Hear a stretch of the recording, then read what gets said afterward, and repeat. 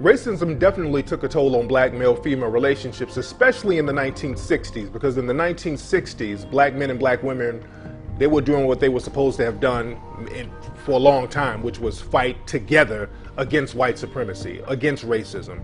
And they were doing this with the civil rights movement. So what happened, people had to come in and infiltrate and have a divide and conquer strategy between black men and black women. In 1964, government came in and they pulled black women to the side and they started to classify black women and women in general as minorities. In 1964, that's the first time they classified women as minorities. So they started to give them set-asides and benefits, and then they created the feminist movement, and a lot of sisters branched off into that, and that kind of created a rift because a lot of sisters stopped fighting for civil rights and they started to fight for women's rights, but women's rights weren't being jeopardized in the black community. Our first priority was racism, and we should have dealt with that first. We wanted to be free. We didn't need any boundaries, need no man to tell us what to do. Well, we hadn't had no man to tell us what to do anyway. You couldn't tell us what to do in slavery, so who, we didn't really have no fight with you about that. That was the white woman's fight with her man, but we took it on. I want to be free. Ain't nobody gonna tell me what to do. And then women started having babies, what they call out of wedlock, and then that got to be okay too. Oh, it's all right. Once it got accepted by society, all of the rest of the people, then it was okay then to just have a baby. In fact, I don't even want him for nothing but to just have a baby. And then we started saying, oh, I'm gonna be the mother and the father. All kind of nonsense. And so what happened was that movement, and there never was a sisterhood in the women's liberation movement between the black woman and the white woman. Because you have to understand, in the tactic of the art of war, when you want to destroy a stronger enemy, you have to get rid of the cultural perspective of authority. So what do? You have to destroy the man in the society. And that's exactly what they did. I talk about this in my book. You have to destroy the masculine principle, which is the head of the family. That's part of it. The other part is to get rid of the environment and the ways and means for the head or the authority of that family to become and stay the authority and the head of that family, and that is to be the provider and the protector. Take away his means of providing, take away his means of protecting his family, and he no longer has any rights or any kind of power. So when you have done that, you have now undermined the glue that keeps a family together. Men don't have to be men anymore. So what's the best thing to do? Since you're giving so many favors to women, I might as well be a woman, or at least act like one, and therefore I'm no longer, as Dr. Francis Cress said, I'm no longer a threat.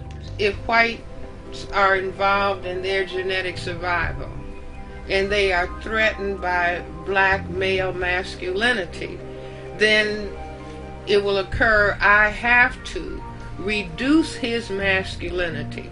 Yeah, we just recently had the president at Morehouse have to say the male students cannot wear high-heel shoes and dresses and carry purses.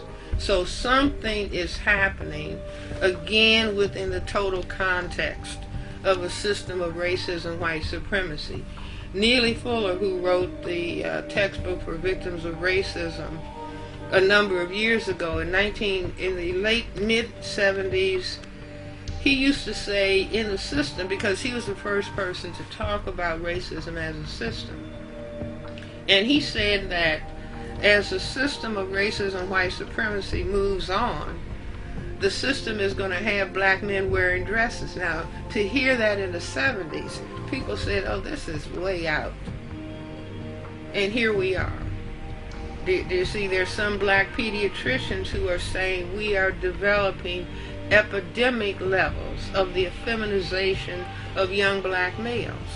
Well, I say the pants sagging down is just a subconscious invitation for homosexuality.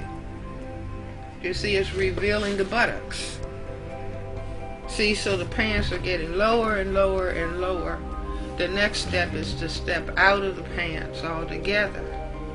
And so you step out of the pants, you're going to put on a dress. The effeminization is an essential ingredient of white genetic survival, and the only thing that can prevent it is black people becoming conscious or becoming determined that this is not going to happen to them, because if the black men are destroyed, then the black people are gone, and we have a state of genocide. They always have in the media that black children inherently have lower IQs. They always show these studies of black children's IQs being lower, but what they leave out is that African immigrants, they come over to America and they outperform everybody else academically, including Asians and including whites. Because first of all, IQ is so culture-based. I mean, IQ doesn't exist. And the evidence of that is just look around you. Because if that's the case, Europeans ain't doing that great either. Because compared to the world, out of 166 countries that was tested, the United States of America, European American students, there was only 12 countries did worse than the United States of America. So IQ, it has nothing to do with, that's a lot of game. First, the concept of IQ, the intelligence quotient, comes out of Germany during the rise of Hitler. It was a German white man by the name of Wilhelm Stern who created the intelligence quotient for population extermination reasons. He was later rejected and put out of Hitler's camp, but the IQ is an invention of Nazi Germany. Now, the first IQ test ever used in the world comes out of France. A European named Alfred Binet, at the request of the French government, was asked to design a test whereby the French government could group or track the students based on how bright they were and identify those who they felt would not be successful in school at all. A white man from New Jersey, Henry H. Goddard, who was a member of the American Eugenics Society, went to France, got a copy of the Binet scales, first white IQ test, brought the Binet scales back to America, made copies of it, and distributed it across the country to white folks everywhere. And Henry H. Goddard himself said that with this tool, we will be able to accomplish our eugenicidal ends. So from the beginning, the IQ test was never meant as an objective standard to see how smart black kids was. It was used to justify access to opportunity and extermination and racial control. And they're not being taught. I have a boy, Hassan, he's 10, and I took him to school, and he was at the genius level because I had taught him at home. You know, he was like 7 years old, he had an IQ of 153. Well, they made sure they dumbed him down, and 2 years later, he was barely passing. I had to take him, I said, and I fought with him every day. They snatched it. It's like when our children in school are saying that, you know, when somebody's real smart, they say, oh, you acting white. They don't understand that people that look like them invented thinking. In fact, we were thinking before Europeans were even on the planet. Yet we don't know this about ourselves. And because our children are not familiar with this history of themselves, they can't see themselves because they're taught that slaves came from Africa. And so therefore, I'm going to act like a slave because that's who I am. But they don't see themselves as Imhotep, or they don't see themselves as Queen Nzinga, or Preshet, a second dynasty female doctor, or they don't see themselves as Hypatia, a great mathematician and medical doctor that was skinned alive by the Romans because they did not want to show an African woman being so intelligent, and dragged her through the community to show people what they were going to do to this African woman. The African man and the African woman's mind does not operate along European paradigm structure. So if you're teaching him one way, he's going to automatically fail. If the system is structured for him to fail, of course he's going to fail. He's going to say, see, I told you. That's ridiculous.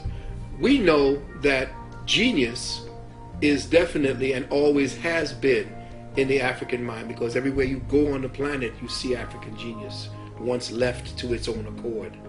But when manipulated, you could turn him or that genius in her into something that is demonic. Back in 1964, they created a whole other way of teaching your son. It was called outcome-based education. It wasn't about you learning math and knowing what math was. 1 and 1 equals 2. 2 was the answer. If you got 3, you were wrong. But today, if 1 and 1 and you say 3, you say, oh, you tried. It's all right. we'll pass you on. That's all right. You did your best. See, so what they did was, in outcome-based education, it became more feminized. It became more of a communal participation in the act or idea of learning, not learning. If you could come together and participate in group things, that showed that you had the ability to be passed on into the new society. If you were a rogue and you jumped out and said, no, I ain't going for this, which is where all the gangs started coming from, because most of the males could not deal in an education system that was like this. And this is why you see most of the females getting the PhDs today, because the system was structured in such a way that took away the challenge that men needed. And it was through the IQ test, which is the #1 weapon of special education, which is the #1 weapon of special education. They continue to overdiagnose and misdiagnose black children as being mentally retarded who are not. I had a case in Philadelphia this past summer right here. Some white lawyers asked me to come in and participate in the case. Black boy, 8th grade, diagnosed as mentally retarded. I evaluated the brother, found out he was never mentally retarded. But when I looked into the previous IQ tests that were given, they misinterpreted the data. So this young man been walking around with a diagnosis of mental retardation since he was in 8th grade. He's now a young adult, and although he's been told by me and his parents that you are not retarded and you were never retarded, the self-esteem, the self-concept, the self-image is so crushed, this brother probably gonna need therapy for the next 20 years because he bought into what? A superficial label that white society has given.